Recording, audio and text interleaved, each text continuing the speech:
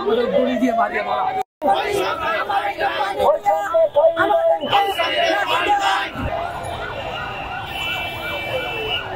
Police গুলি করে আমার সন্তানদেরকে রাগ করে। মাদ্রাসা আমাদের বেতন দেয় না, আমাদেরকে বেতন দেয় না। আমরা বেতনের দাবিতে একটাই দাবি আমাদের রেজিস্ট্রারি প্রাইমারি একটা ট্রেনিং আন্দোলন আমরা কি অন্যায় করলাম বাবারা? এসে আমাদের গুলি দিয়ে মারিয়ে মারা।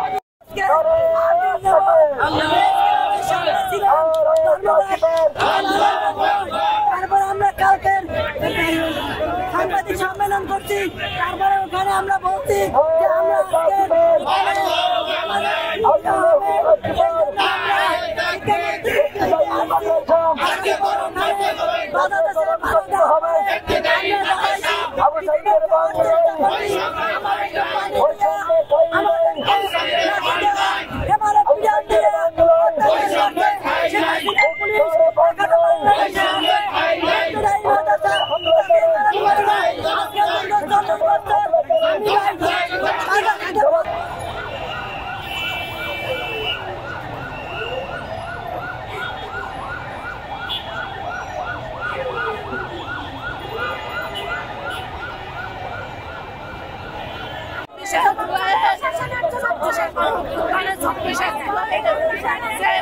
পুলিশ গুলি করে আমার সন্তানদেরকে রাগ করে পেট্রোল মেরে জ্বালিয়ে দিয়েছে।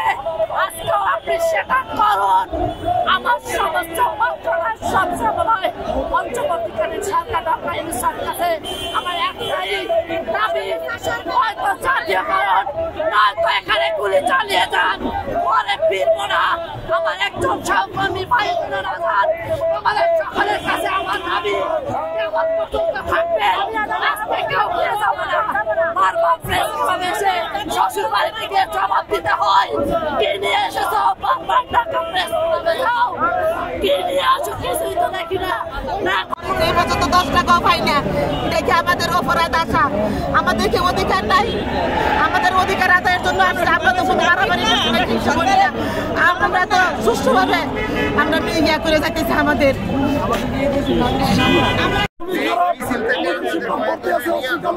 অনেক শিক্ষকরা ভর্তি, আমাদের একজন শিক্ষককে মারাও গেছে,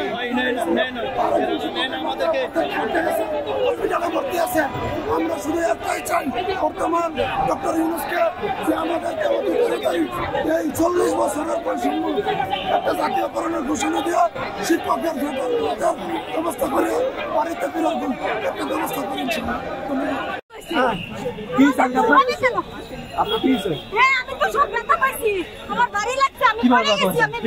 কিভাবে